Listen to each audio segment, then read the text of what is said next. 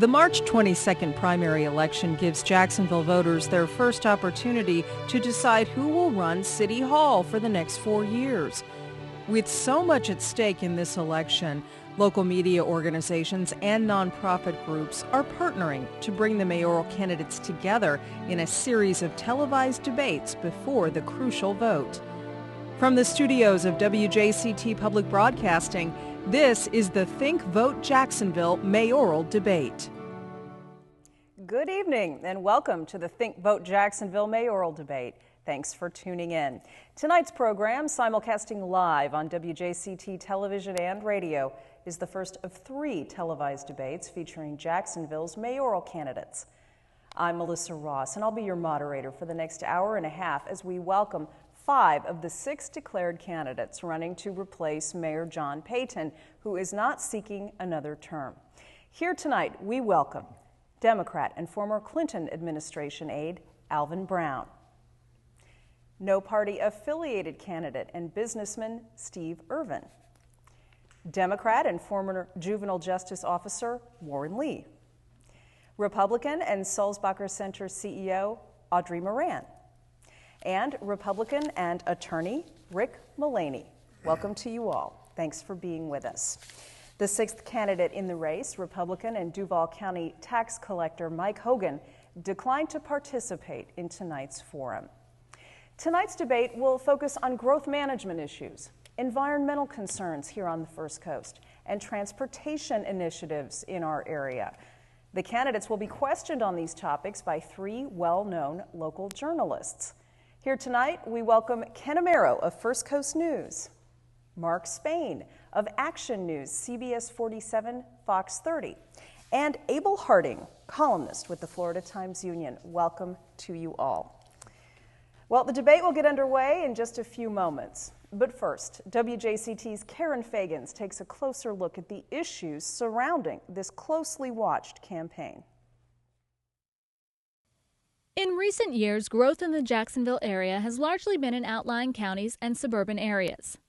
But planning experts say continued suburban sprawl could cause growing pains, stressing infrastructure and public services, causing longer commutes, and the disappearance of land for parks and conservation. Brian Teeple, CEO of the Northeast Florida Regional Council, says Jacksonville's mayor should take a leadership role and work with his or her counterparts in surrounding counties to manage growth. Well, I think ideally the next mayor will recognize that the city of Jacksonville is part of a larger system, and that by working with their neighbors, the next mayor can really effectuate some long-term good growth patterns that will sustain us into the future. Teeple says transportation concerns will likely be an issue for the next mayor. With gas prices expected to rise in coming years, residents will need to live closer to where they work or have access to efficient mass transit. He believes the next mayor should focus on encouraging new growth in existing neighborhoods near the city's core and redevelopment in the downtown area.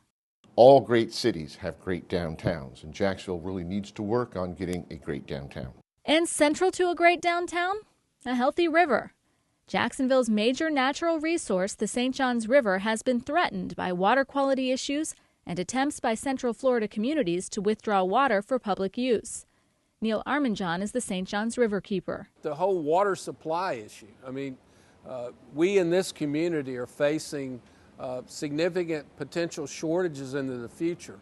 So water, how we use it, how we conserve it, is going to be an issue that the next mayor will have to deal with. What we would like to see is a kind of a continued campaign like Mayor Payton has done, where he has kind of led the efforts to restore the health of the river. Protecting the river is a good investment and a tremendous resource. The pace of development in the region has slowed down quite a bit due to the current economy. The next mayor will undoubtedly look for ways to kickstart new development in Jacksonville. But this pause provides our next leader a rare opportunity to reshape how the city grows. For Think Vote Jacksonville, I'm Karen Fagans. And now the rules of tonight's debate. Our journalists will ask questions of the candidates in alphabetical order. So we will begin in just a moment with a question from Mr. Amaro. The candidates drew straws before the broadcast. Mr. Lee drew the short straw and will be the first to answer. Each candidate will receive 60 seconds of airtime to respond. Then we'll allow 30 more seconds for rebuttals. And the panel of journalists can ask follow-up questions if they so choose. Before we begin with our panel and their questions, each candidate will now give his or her opening statements at 90 seconds each. We begin in alphabetical order with Alvin Brown. Mr. Brown. Thank you. Good evening. My name is Alvin Brown, and I'm running for mayor. I want to thank WJCT and the hosting organizations for hosting this forum tonight. You know, growing up, I watched my mother and grandmother work 2 jobs to put food on the table. They instilled in me a sense of hard work and faith. They believe that you can be anything you want to be when you put your mind to it. I got my start working at Winn-Dixie, stocking groceries at night, going to school in the daytime, working 40, 50 hours a week. I became a certified meat cutter at Winn-Dixie. And even though I was working full-time, I couldn't pay my tuition. So when I was short, my pastor co-signed a loan so I wouldn't drop out of college. And because of that, I had an opportunity to graduate from Jacksonville University. And I had an opportunity to work for President Bill Clinton in the White House, managing a $4 billion economic development program to create jobs all around this country and right here in Jacksonville. I want to be your mayor because I want to take Jacksonville to the next level. I want to make sure that we close the economic gap to invest in our port. I want to make sure that we preserve and protect our historical neighborhoods like Springfield. I want to make sure that we have a vibrant downtown so that we can live, work, and play. I want to make sure that Jacksonville becomes a destination and not a pass-through. My name is Alvin Brown. I want to be your next mayor. Steve Irvin. Thank you. Ben Franklin once said, "An ounce of prevention is worth a pound of cure." Over 200 years ago, he said that. And scientifically proven after 200 years, Ben was correct. Ben is right that prevention is much cheaper than any other alternative we might want to look at. Now, Jacksonville's got some problems, and some real problems that have been around for a long time. Crime, we're for the 11th straight year the murder capital of the state of Florida. Disease, we're twice the national average, and our education system seems to be failing us. I think that it's time that we invested in programs that bring money back. For example, on crime, Project Return on a 20-year study shows that for every dollar invested, we got $42 back. Yet all the other cities have run it, we hadn't run it here. I offered it to Ed Austin in 1989, and he opted not to do it. Since then, we found that it's a very successful program. 9 out of 10 recidivism criminals do not repeat, and that saves us tons of money. It costs us about $100,000 to take somebody from the time we arrest them to the time we get them in jail. All right, now let's switch gears for a second and look at disease. Twice the national average. The executive director of the Center of Disease Control just sent out a memorandum saying, that we're getting ready to be epidemic. Well, it's even worse for us because he's basing it on the national average, and we are twice that national average. We've got to make a change now. Thank you. Thank you. Warren Lee. Good evening. My name is Warren Lee. I'm a conservative Democrat who hopes to be the next mayor of the city of Jacksonville, a city that I really love. I am the first Democrat to announce my candidacy for mayor in this election. I'm the first Democrat to qualify by petition with over 12,000 petitions. Born in Gainesville, Florida, I was raised on a family just outside the skirts of Gainesville in a small town called Jonesville, where I learned the values of hard work, and my career background is law enforcement and finance. Tonight, you will have an opportunity to see and understand the difference between all of the candidates here tonight. I ask you to pay close attention to the candidates and the issues that are close to your heart, close to your wallet, and that will shape our future. This series of debates is going to be key for the voters in the city of Jacksonville. I am not tied to Washington, D.C. politics of the past, nor am I into the political fold of the machine that currently has our city on the verge of bankruptcy. I am here because of the common man, the people of Jacksonville, everyone, regardless of party affiliation, race, creed, color, sexual orientation. I am here because of the poor economy, lack of jobs, higher taxes, a city government. We have serious issues in our city. Our infrastructure is poor and steadily declining. Our water quality is horrendous, and our transportation system is lacking the needs. And time. Audrey Moran. Good evening. I'm Audrey Moran, and I'm running for mayor of Jacksonville. When you select your next mayor, I believe it is important to look at background, qualifications, and experience. I am the one candidate in this race who has held positions of leadership over the last 26 years in both business, the nonprofit sector, and in the government sector. In the business sector, I've had my own small business not once, but twice. I know the challenges of meeting a payroll. I understand the business side of the equation when it comes to the quality of life in our city. From the nonprofit sector, I've led the Salzbacher Center for the Homeless, an $8.5 million nonprofit with 110 employees that works hard every day to get folks back to work and into homes of their own. And finally, the government side of the equation. I do believe our next mayor should have some government experience. Now, don't mishear me. I don't believe our next mayor should have only government experience, but some experience in government is important because we want to be sure our next mayor can roll up her sleeves and hit the ground running when she gets to City Hall. I had the privilege of working for Mayor Austin and Mayor Delaney. Mayor Austin working the City Council, Mayor Delaney as his Chief of Staff in his second term. Business, government, and nonprofit experience. I believe when those sectors work together, we can drive a quality of life that's truly second to none. I'm Audrey Moran, and I would be honored to earn your vote. And Rick Mullaney. Good evening. It's great to be here. My name is Rick Mullaney, and I'd be honored to serve as our next mayor. I've never run for office before. I'm 55 years old. I'm married. I met my wife in 9th grade here in Jacksonville when we were in high school, and we've been blessed with 3 beautiful children. The oldest is 21, the middle child is 15, and the baby turned 12 on Valentine's Day. I grew up on Jacksonville's west side and came here 50 years ago. The Navy brought us here. My dad was stationed at NAS Jacksonville, and I grew up about a mile from Forest High School. After graduating from Forest in 1973, I put myself through undergraduate school at the University of Florida, and then put myself through law school at the University of Florida, graduating in 1980. For 10 years, I was a prosecutor and worked hard to make Jacksonville safe. For 5 of those years, I led the state attorney's homicide unit, handling some of the most difficult cases in the office, including putting 3 men on death row. As general counsel for the city of Jacksonville, I was the chief legal officer for this $4.5 to $5 billion a year consolidated government, representing all parts of it. And the most significant case I handled, I went to the 11th Circuit Court of Appeals and eventually to the Supreme Court to win the right for students in Duval County to offer a prayer at high school graduation ceremonies. This past summer, I resigned to run for mayor. I haven't run before, and I've been doing things differently. I've been laying out a specific plan for our future. We need to cut spending, restructure our finances, and get our financial house in order. It's fundamental to our future. We need to grow jobs. I have a 34-point plan to shrink government and to grow jobs. And I did not seek the endorsement of the unions because I don't think you can fix city finances if you're beholden to them. Getting our city's financial house in order and growing jobs is fundamental to our future and to our discussion tonight. It's great to be here, and I'm looking forward to discussing it. Thank you all. Now we're going to begin with our first question of the evening. So we give the floor to First Coast News veteran consumer reporter, Ken Amaro. Thank you, Melissa.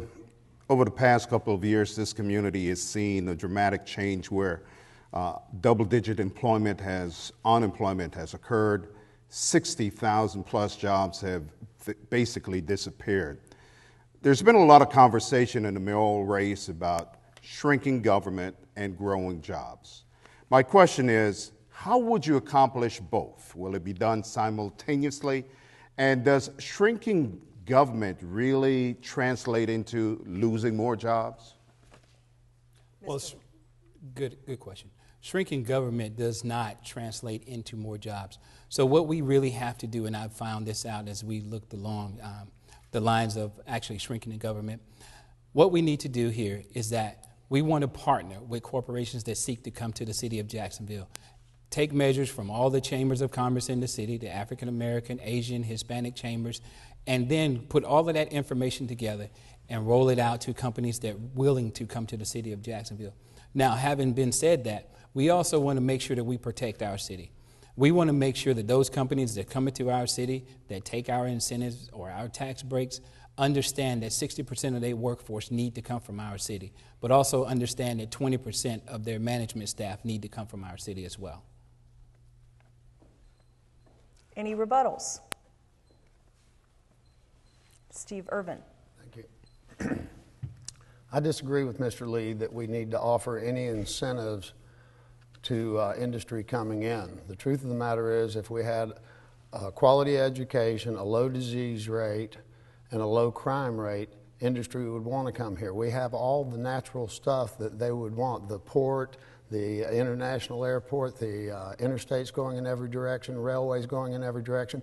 The problem that we have and why industry doesn't want to come here or stay here is because we have those problems in our social infrastructure. These problems have to be solved before industry is going to come here and take us serious. Thank you. Thank you.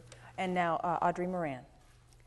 Growing jobs is going to be key as the economy recovers to Jacksonville's future. We know that. And growing jobs means mayoral leadership. It means having a mayor at City Hall who understands how to work with the Chamber of Commerce and how to sell this city both nationally and internationally. Our campaign is very proud to have received the endorsement of JaxBiz, which is the political arm of the Jacksonville Regional Chamber of Commerce. We received that endorsement because we talked about how important it was to have the mayor at the table, recruiting businesses to our city, marketing our city across the country, and then helping put together incentive packages that are appropriate and have the right return on investment to grow jobs in Jacksonville. I believe focusing on 4 key areas: the port, military, healthcare, and logistics is a smart way to go, because we know those sectors are already strong and can be even stronger by leveraging those assets. Having a mayor that understands the business community, knows how to work with the chambers of commerce, and understands how to sell Jacksonville and its quality of life is what's going to grow jobs. Rick Mullaney. Ken, it's a great question. Fundamental to our city's future is cutting spending, getting our city's financial house in order, and not raising taxes. I have a 34-point plan to shrink government and to grow jobs, and it's fundamental to our future.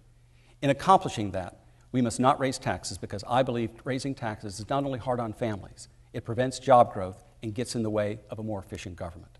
I also believe you can't fix our city's finances if you're beholden to the unions, and that's why I didn't seek their endorsement. But the answer to your question is the first 23 points of our plan deal with restructuring. The next 11 points deal with job growth. We have got to get our city's financial house in order if we're going to grow jobs. When we get the restructuring right, we will regain the public's trust and will be in position to grow jobs where we have a unique advantage. That includes in healthcare, the port, Cecil Field, and in our military. It is fundamental to our future, and that's why I've been talking about this 34-point plan to shrink government and grow jobs. And I was out of order a moment ago. We will hold the rebuttals until you all answer the question, so my apology there. Alvin Brown. Well, my number one priority as the next mayor is jobs. You know, without a job in our city, the unemployment rate is about 11%, and in the African American community it's 17%. And I want to focus on putting Jacksonville back to work, and I would do that with a public-private partnership. I would make the port one of my top priorities. It's a $19 billion economic engine for our city. The average salary for the port is $44,000 a year. I want to help accelerate the port to make sure that we have those jobs. With a public-private partnership, working with the congressional delegation in Washington and Tallahassee to secure those funds are very, very important. I think they need about $1.5 billion to secure the funding for the port. The second thing I would focus on is working with the chamber and focusing on small business, making sure they have access to capital and credit, and grow our small entrepreneur base. And Steve Irvin. Thank you. Like I said earlier, I want to suggest that crime, disease, and education are the 3 factors that any national company would look at if industry was going to come here. And when you consider the fact, just imagine for 1 minute that you are industry and you're looking at Jacksonville. We got a great port, we got an international airport, we got a cargo airport, we got interstate. We've got everything working our way, except for we don't have a qualified workforce because our education is poor. We do have an extremely high disease rate, twice the national average in AIDS. And the crime rate is, like I said, for the 11th year, we've been the murder capital. These things can be solved. There are solutions, there are programs in place that are proven science-driven programs that have been in place for over 20 years. And I think we ought to examine putting those in place here to lower our crime rate. Thank you. Okay. And now, any rebuttals from the panel? Mr. Mullaney. Yes, Alvin mentioned our port, and he makes a good point.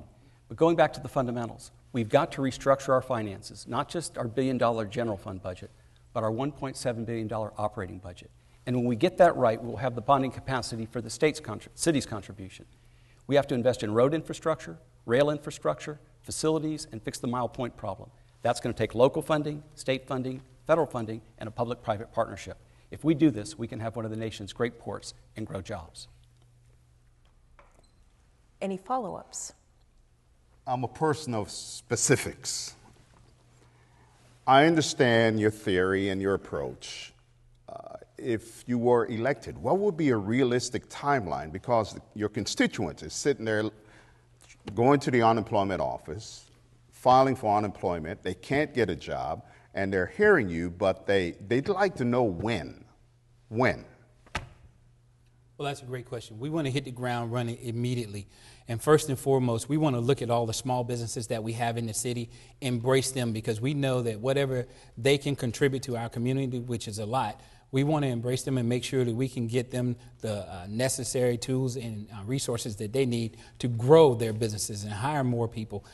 We know that we've laid off over 60,000 people. Currently in Jacksonville, there's over 100,000 people out of work. So we want to make sure that we can facilitate the needs of all the smaller companies, but also look at the bigger companies and say, look, we want to make sure that we can embrace you and start hiring right away. So that's what we would like to do. Any other candidate care to respond? The time is now.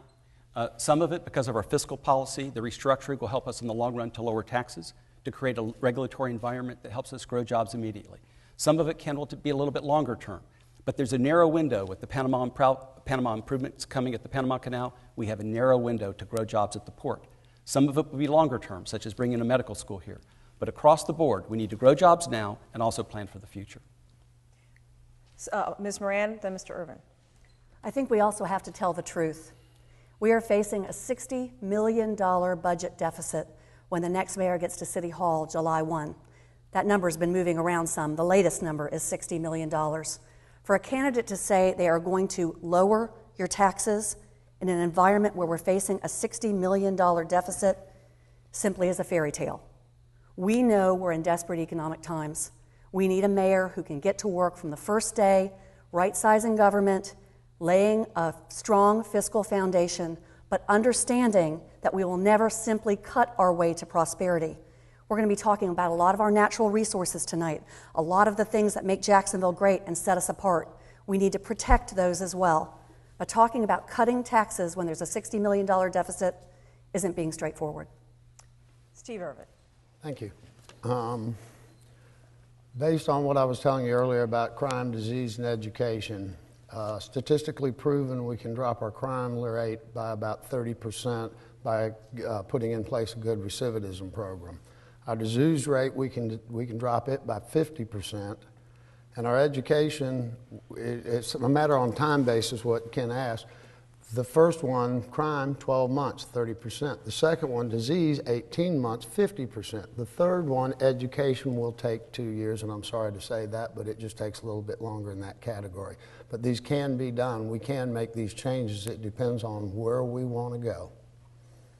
And Mr. Brown. You know, going back to jobs, I think one of the things the next mayor has to do is has to have the ability to market Jacksonville. We have all our great assets here. We have the beaches, we have the ports, we have the St. Johns River. You know, we target those industries that are growth industries. We said to port, technology, transportation, aviation, and then also focus on those small businesses. I mean, too many times we forget about the entrepreneurs, those who need access to capital and credit. Specifically, as mayor, I'd set up a revolving loan fund so that those entrepreneurs would have access to those funds. And with that, they'll be able to expand their business, grow their business, and also focus on those growth industries where, you know, we can become very, very competitive against not just the city, because we're competing in the global economy, and we want to be very, very competitive. The second question of the evening now from the Florida Times-Union's columnist Abel Harding. Shifting gears a bit. Over the last several weeks, preservation land has kind of emerged as an issue in this race. What is your position on the option, if such an option exists, of selling preservation land? And we'll begin with Audrey Moran. We will not sell preservation land on my watch as mayor. We know one of the best things that happened during the Delaney administration was the acquisition of thousands and thousands and thousands of acres that could simply never be replaced. And when that project was started, the intent was that we as a community would hold on to those natural assets, not just for ourselves, but for our children and for our children's children. In 2006, the Growth Management Task Force specifically talked about the fact that these preservation lands were critical to Jacksonville's future and an important part of our identity as a community, something that set us apart from other cities in the southeastern United States. And they suggested that we needed to make sure that we had legislation in place to protect those lands in perpetuity. I agree with that. As mayor, I will make sure we institute all safeguards necessary to protect those lands for the future and for the next generation. Mr. Mullaney. Abel, we're in the midst of an economic and financial crisis of a lifetime, of a generation. You can see it in Wisconsin, you can see it in New York, you can see it in California, you can see it in New Jersey. It's all about budget shortfalls. And that's why it's so critical for us to have a thoughtful, comprehensive plan to restructure our finances. We can't tax our way out of this. But with this plan, with the 34-point plan I've been talking about, we're rational. We're not panicking. I believe the candidate who said they wanted to sell these lands didn't have a plan. I do. And with this plan, there's not only not a need to sell them, preservation property and our parks are part of our quality of life. And they help our quality of life and economic development. By the way, many of the lands are encumbered anyway with easements and couldn't be sold even if we wanted to. But this restructuring puts us in position for a better future so that we don't begin to move to places and begin to sell away things that would such affect our quality of life. It's important. Alvin Brown. Yes. You know, I would not sell the land. I think we got to keep our commitment. It's a good investment for generations to come to enjoy our land, our natural assets. But getting back to jobs, we have to make sure that we put Jacksonville back to work. If we're going to do all these good things that we need, better education, quality of life, we have to put people back to work. And that should be the focus. Steve Irvin. I think we have a responsibility for generations to come, my children, your children, and their children. It's time that we protect that so there will be something. If we slowly but surely chip away at it, it's kind of like when you're spending that savings account of the little extra money you got, and all of a sudden it's not there and you wonder what happened and how we got here. So I think we need to protect those lands and save them for future generations. Thank you.